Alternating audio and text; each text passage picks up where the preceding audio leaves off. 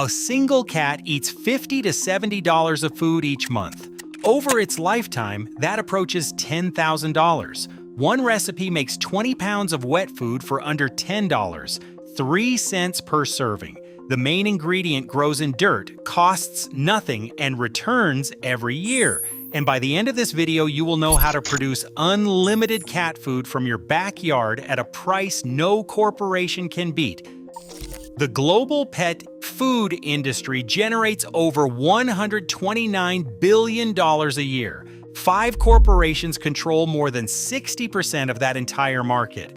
Mars, Nestle, Smucker, Colgate-Palmolive, General Mills. These are not pet nutrition companies. They are consumer goods empires that discovered something powerful decades ago. People who love their cats will pay whatever the label tells them to pay. Walk into any supermarket in America. The pet food aisle stretches further than the produce section. Hundreds of cans lined up under fluorescent lights.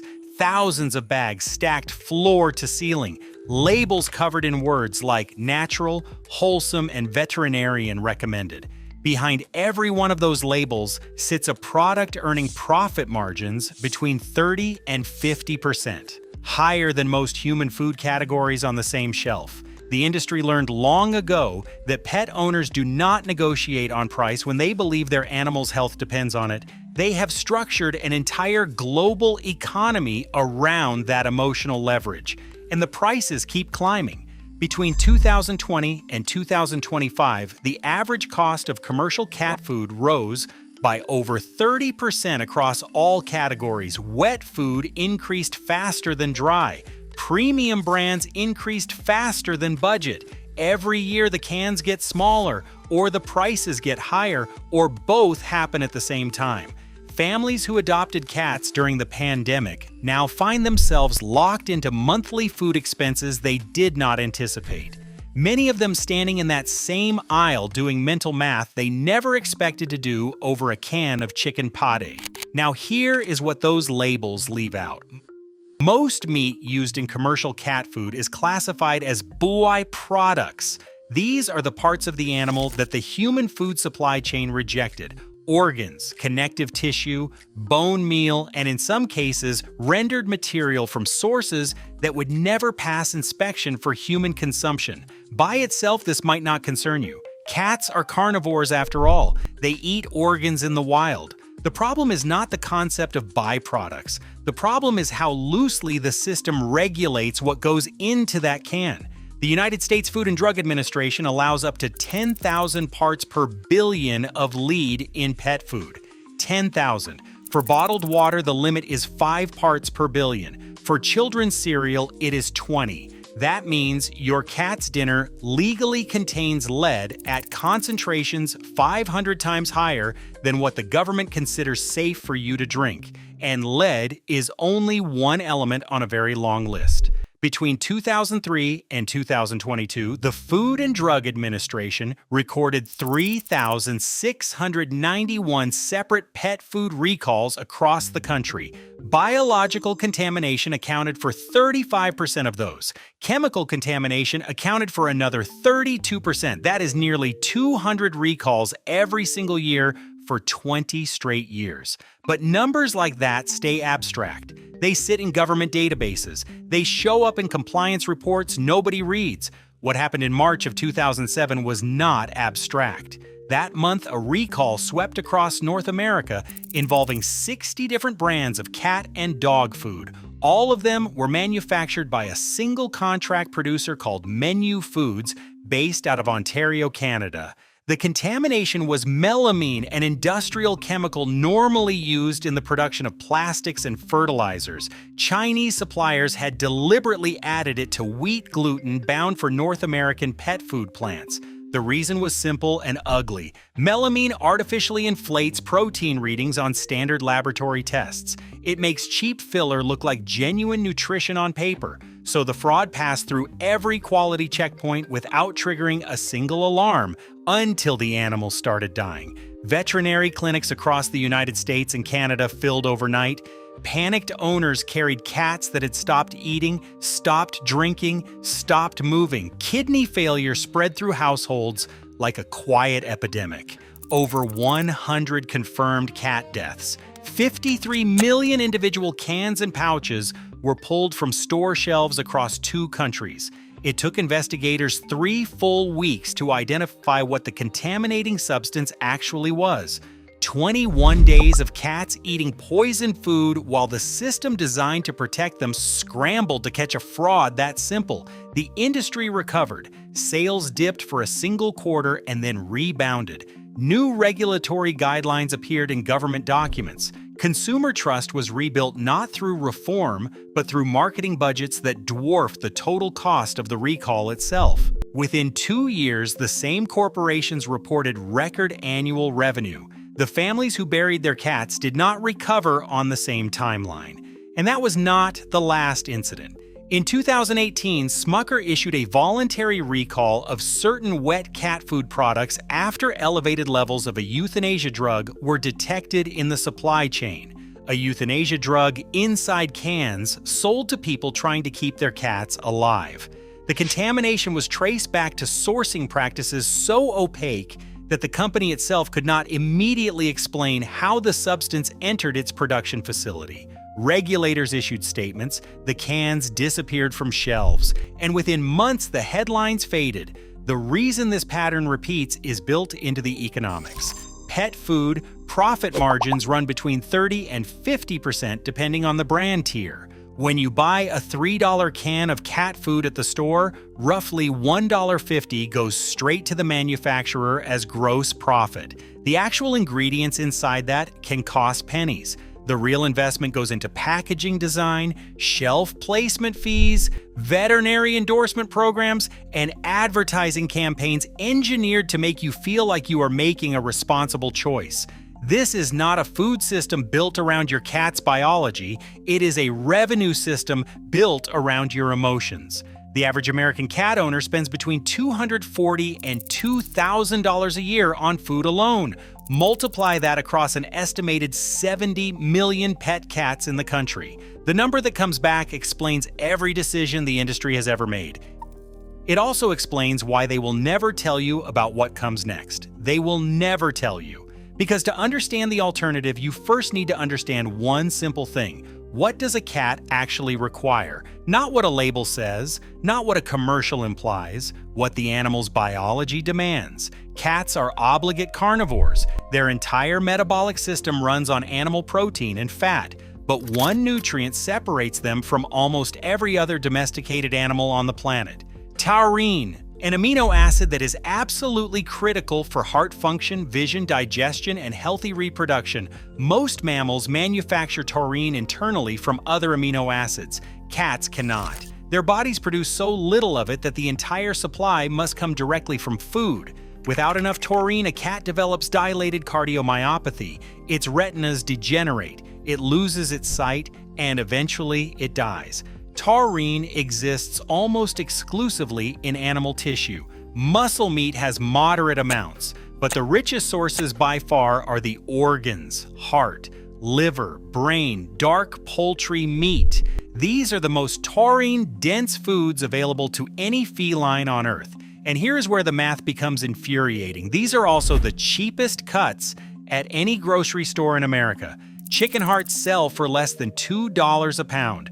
Beef liver the same or lower. Chicken livers often sit in the cold case at $1.50 because almost nobody buys them.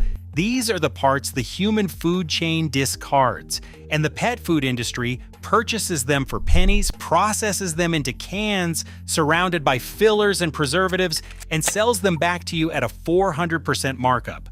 The second biological requirement is calcium.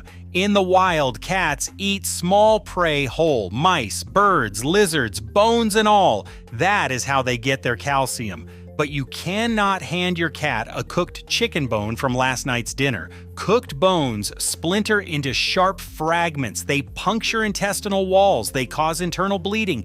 They kill. However, one cooking method changes the equation entirely: pressure cooking. When you place bones inside a pressure cooker under sustained high pressure for 90 minutes to 2 hours, something remarkable happens. The bones do not splinter, they soften, they crumble, they dissolve into paste, and the calcium inside survives completely intact because calcium is a mineral. Heat does not destroy it, pressure does not diminish it. You blend that dissolved bone directly into the food, and the cat receives bioavailable calcium from the exact source nature intended. The third requirement is smaller but real. Plant fiber is not a calorie source, and it is not a substitute for meat. It is a digestive aid that supports gut health and feeds beneficial bacteria in the intestinal tract. Cats in the wild consume trace amounts of plant material from the stomachs of their prey. It makes up a tiny fraction of their natural diet, but it performs a measurable biological function. It supports gut motility. It nourishes the microbiome. Small quantities of cooked fibrous greens included alongside a meat-based diet can meaningfully improve how a cat digests and absorbs its food. And this is where the story walks out the back door and into your garden. The plants that deliver this fiber are not rare, they are not tropical, and they are not locked behind a patent or a prescription. They are collard greens, kale, and spinach, three of the most ordinary garden vegetables on the planet. Collard greens provide vitamin A for eyes and skin, vitamin C for immune defense, vitamin K for blood clotting and wound repair, plus calcium, potassium, and manganese in meaningful concentrations. Kale delivers a nearly identical nutritional profile with added antioxidants. Spinach contributes iron and additional calcium alongside its own suite of vitamins. All three are safe for cats when cooked and served in appropriate quantities as part of a complete meat-based diet. But here is what separates these three plants from everything else in this recipe. You plant collards once, and they produce leaves continuously for 2 full growing seasons without replanting. Kale survives hard frost down into the teens and regrows every single time you cut it. Spinach drops seeds so aggressively that most gardeners spend more energy trying to contain it than cultivate it. These are not delicate annuals that die at the first cold snap and need to be restarted every spring. These are persistent, relentless producers. Put them in a raised bed or a 5-gallon bucket on your patio, and they come back month after month after month. 4 collard plants generate more greens than a single cat requires in an entire year. You have probably walked past them at the garden center 100 times. You may have even grown them for your own salads without once realizing the same leaves could feed your cat for free. If you are new to growing any of these, start with kale. It is the most forgiving plant on this list. Drop seeds a 1/4 inch deep in a pot of regular garden soil. Water once. Set it where it gets 4 to 6 hours of sunlight. Within 10 days, you will see the first leaves pushing through. Within 6 weeks, you are harvesting outer leaves and the plant keeps producing from the center. You do not need a greenhouse. You do not need special fertilizer. You do not need experience. Kale wants to grow. Your only job is to not stop it. The full recipe comes together in a single afternoon. 10 pounds of chicken leg quarters go into a pressure cooker with enough water to cover them. Set the cooker to high pressure. Let it run 90 minutes to 2 hours depending on the model. When the cycle finishes and the steam releases naturally, the bones should crumble between your fingers like wet chalk. If they still feel firm, run another 30 minutes. What you want is paste. No fragments, no hard edges, just soft, mineral-rich material that will blend perfectly smooth. While the pressure cooker runs, prepare the remaining ingredients. 4 cups of greens straight from your garden. Collards, kale, spinach, or any combination of the 3. 1 pound of organ meat. Chicken livers, chicken hearts, or beef liver. 12 whole eggs. 1 tablespoon of mineral salt for trace elements. Add the garden greens to the hot broth during the final 10 minutes. They wilt down into the liquid and soften completely. The organ meat goes in during the last 30 minutes, or it can be cooked separately and combined after. Let everything cool until warm but no longer boiling. Crack in the 12 eggs. Add the tablespoon of salt, then blend. An immersion blender works directly in the pot. A food processor works in batches. blend until completely smooth with no visible chunks remaining. What you have is 20 pounds of finished wet cat food, dense with taurine from the organ meat, full of bioavailable calcium from the dissolved bones, rich in vitamins and fiber from the garden greens, complete protein and healthy fat from the chicken and eggs, moisture content comparable to the most expensive canned food on any pet store shelf in the country. Now the cost. Chicken leg quarters at current grocery prices run roughly $7 for 10 pounds, often less when stores run sales. 12 eggs cost about $2. A pound of chicken livers or hearts comes in around $1.50. The greens from your garden cost nothing. The salt is negligible, total, under $10 for 20 full pounds of food. A 10-pound cat eats about 6 to 8 ounces per day. That single batch lasts 40 to 50 days, 3 cents per serving. Compare that to what most cat owners spend right now. 2 cans of commercial wet food per day at $1 each adds up to $60 a month, $720 over a full year. Switch to the premium brands at $2 per can and it doubles, $1,440 annually. This is for food regulated under standards that tolerate 500 times more lead than your drinking water, 3 cents per serving, or $2 per serving. Same cat, same nutritional needs. The only variable is who keeps the profit. And that variable is exactly why nobody in the pet food industry will ever share this information with you. The ingredients in this recipe cannot be patented. Chicken is a commodity sold in every grocery store. Eggs come from birds. Organ meat is slaughterhouse surplus priced below $1 per pound. The greens grow themselves once you stick them in the ground. A pressure cooker is a one-time purchase that lasts for decades. There is no proprietary formula here. No licensed technology, no subscription model, no intellectual property to defend, and there is no recurring transaction. Plant your greens once, and they keep producing year after year. Keep 5 chickens in the backyard, and they produce 4 to 5 eggs every single day. Those same birds provide meat when they reach end of lay. The eggshells contribute supplemental calcium to the garden soil. Kitchen scraps feed the flock. Chicken manure fertilizes the beds. The garden beds grow the greens that go into the next batch of cat food. The loop has no endpoint. It feeds itself indefinitely. A loop that feeds itself generates zero recurring revenue for any corporation. Zero revenue means zero investment. Zero investment means zero marketing. Zero marketing means 3 generations of cat owners grow up without ever hearing that 20 pounds of nutritionally complete wet food can come from their own property for less than the price of a coffee. This is not conspiracy. This is arithmetic. It is the same arithmetic that explains why the pet food industry pours billions into advertising every year. They sponsor veterinary schools, fund nutrition studies, and position their products in television programs and social media feeds.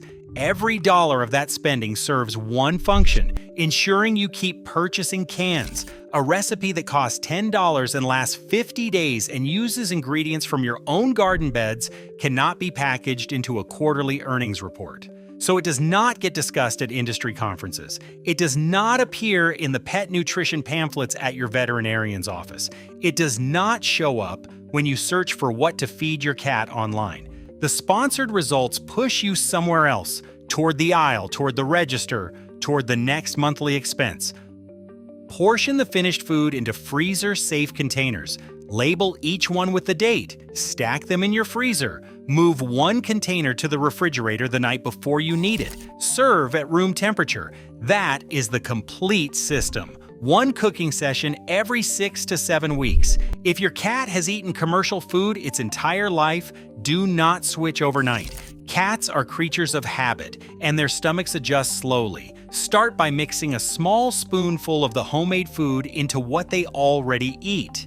Increase the ratio gradually over 10 to 14 days. Most cats transition completely within 2 weeks. Some take 3. A few stubborn ones take a full month. But nearly every cat gets there eventually because what you are offering smells and tastes like actual meat, not a processed imitation of it. Real chicken, real liver, real bone broth. The scent alone does most of the convincing. A small raised bed, measuring 6 feet by 4 feet, grows more kale and spinach than a dozen batches require. Seed packets cost $2 to $3 at any garden center, and each one holds hundreds of seeds. In warm climates, collards produce greens 12 months out of the year without interruption. In northern climates, a simple cold frame built from scrap lumber and a salvaged window extends the harvest season deep into winter.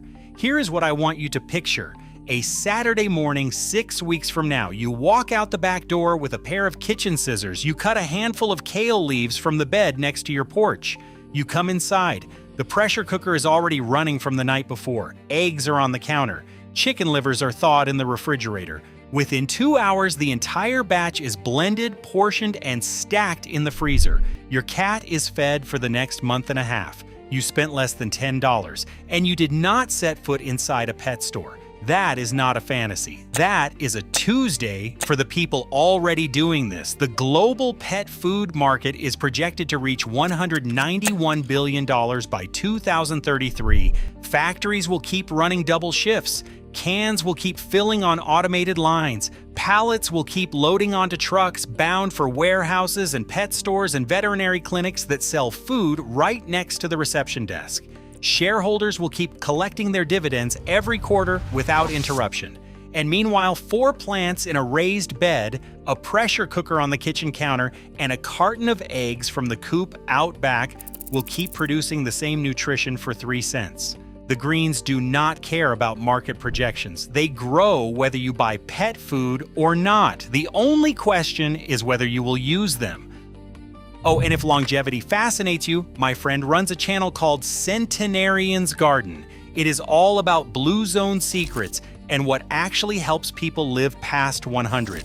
Go check them out. You will not regret it.